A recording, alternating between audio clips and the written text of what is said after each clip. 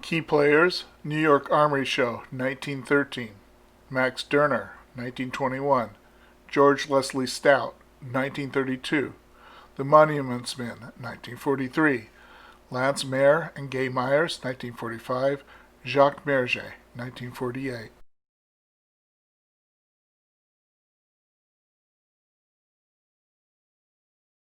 The book American Painters on Technique, 1860-1945, by Lance Mayer and Gay Myers. The topic of the book is How Paintings Were Made, beginning with Chapter 6, Modernism and Restoring the Craft of Modern Painting, 1910 to 1945. The turning point in the USA was the 1913 Armory Show in New York City. The show displayed many of the European modernists, which sparked controversy as to what is art. For more complete understanding, please refer to the PDF provided along with this video.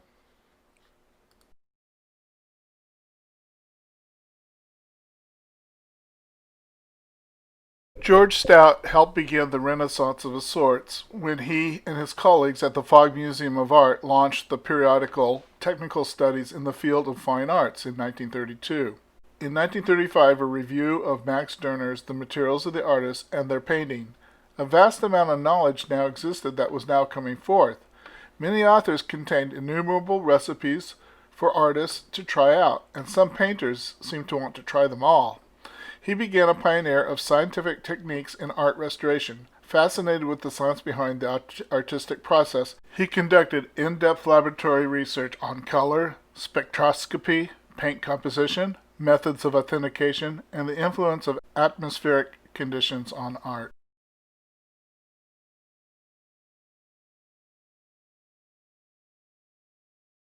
Stout was among the first monuments men to go ashore at Normandy. As the Allies marched through France and Germany, he was near the front lines, helping to rescue cultural treasures in places like Caen, Maastricht, and Aachen. His expert knowledge of safe transport of works of art was put to the test repeatedly in evacuations of repositories, each time using improvised materials and unskilled labor. Quoting Stout's reflection about war, I have to admit that man's growth towards civilization looks slow and unsteady. At moments, whole nations seem to fall back. Their people fret for deliverance from selfish fears. They pay homage to persons who have snatched power for themselves, all manners of tyrants, and people beg them for comfort and for peace. But when I look beyond the weak spots, I can notice that those men who pursue knowledge for the common benefit, or labor for sound structures rather than for gain, or fight and die, not for praise or possessions, but for the freedom of others. These are not strange or distant men. After the war, he returned to his post at Fogg Museum.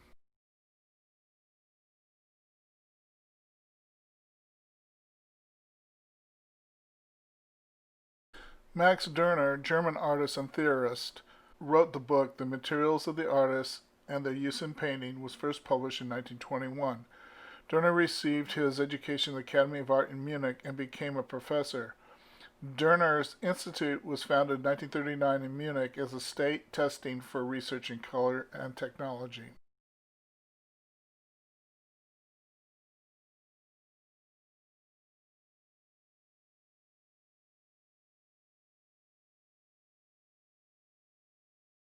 Frederick Taubes was Polish-born and was vacationing in Czechoslovakia with his family at the outbreak of World War I. He moved to Vienna, where Taubes studied at the Academy. After the war, Taubes moved to Munich, studying under Stirner and Franz von Stuck.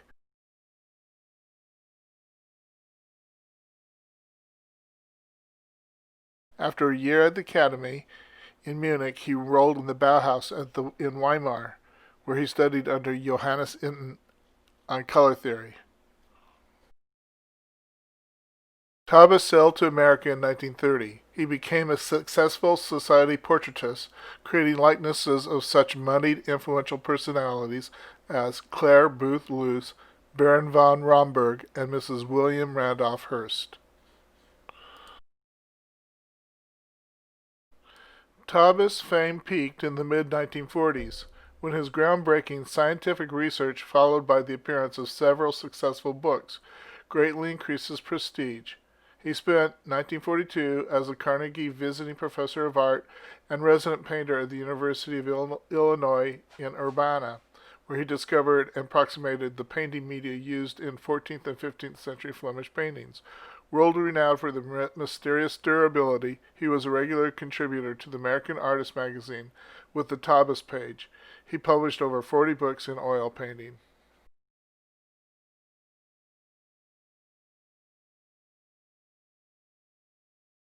Maroger was introduced as a young man to Louis Anquetin in 1920, who had great promise as a painter, but felt they had lost something and began his studies into lost techniques of painting. He began his research under Edmond Bayle, director of laboratories at l'Istitut Judiciaire, Paris. There he became Bayle's expert on antique fragments.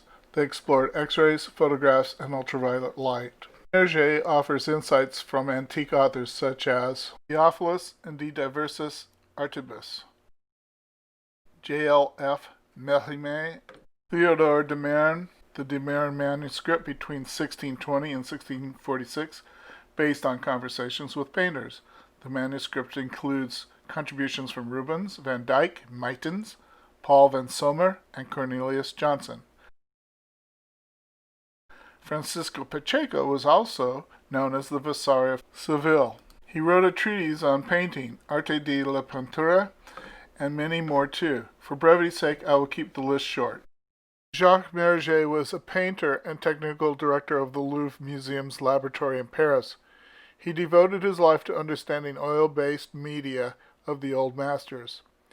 He emigrated to the United States in 1939 and became an influential teacher at the Maryland Institute of College of Art in Baltimore. He became a guest lecturer at Parsons in New York, with his most notable student was Frank Mason, and Frank Mason's most notable student was David Lafell. Maroger medium. What does it do?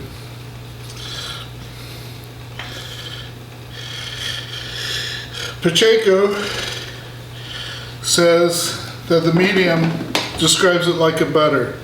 So you squeeze it out of the tube and it's got this buttery consistency. You mix it in with the paint. I usually mix it in with a black or a white, or if I use a lot of one color, then I mix it in with that. It allows suppleness and pliability to your brushstroke, according to Maroger. So if you want a nice brushstroke like that with that kind of texture, you'll have it and preserve it. It also has a seccative quality, meaning that it will dry overnight. So that if you want to come in with a glaze, you may do so with a glaze in the morning. By noon, that glaze can be ready to paint into.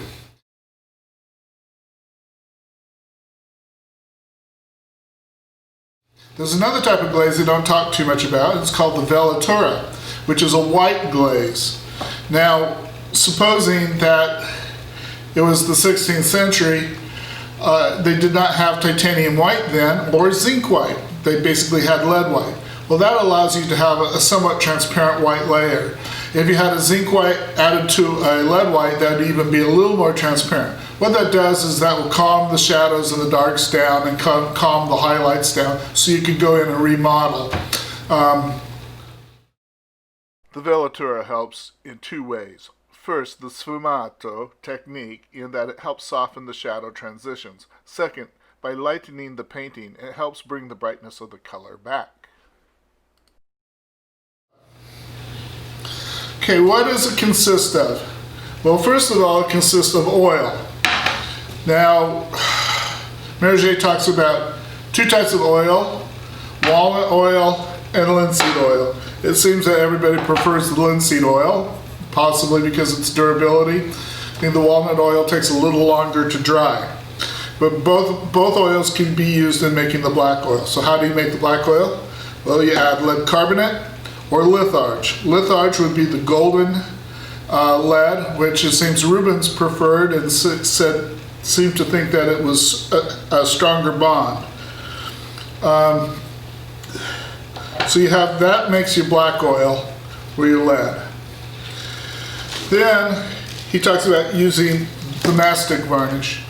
Mastic varnish is very clean because they use it for as a gum, so you can chew it, and also as to help the gut with various problems. So in Greece, the mastic is used as a gum or as medicinal purposes, also with upset tummies.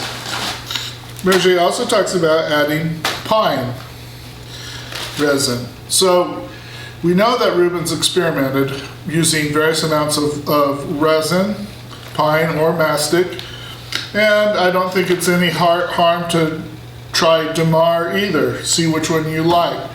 The thing I like about Maroger is that he leaves it open. He gives you enough of an insight as to what the ratios are and allows you some flexibility to vary those ratios. Now, I do think it's important for you to keep notes. Last but not least is the turpentine. Notice that this is water clear turpentine, and it's 100% pure turpentine and comes directly from the stills in Georgia. This one is called Georgia Pine Gum Spirits of Turpentine, 100%, Diamond G Forest Products. I also got my pine resin from the same company.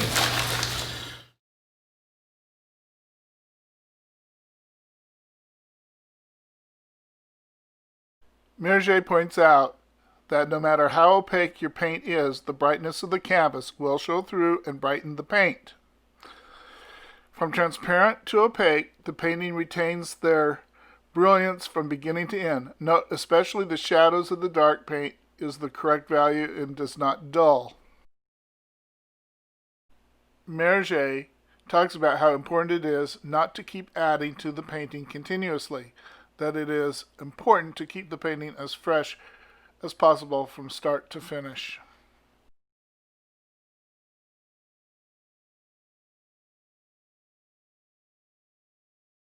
Say, I was brought up with it in my home from my very youngest days.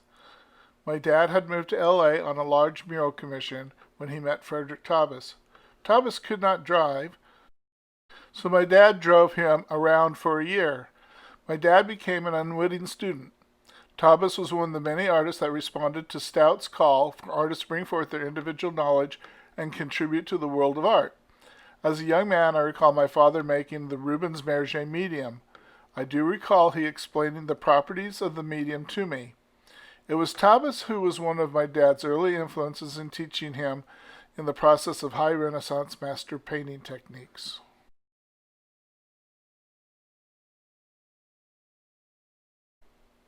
Results are what matters. Especially with Rubens, Maroger points out how Rubens' paintings come to life with a bright ground. Maroger medium is not going to cure painting ills. What it will do is help the well-trained artist be able to hit those notes of color and virtuosity that otherwise would not be able to hit. Fundamental to his approach is a stable and bright surface to paint, facile technique and virtuosity. The medium is not magic in a tube. It will not cure bad painting.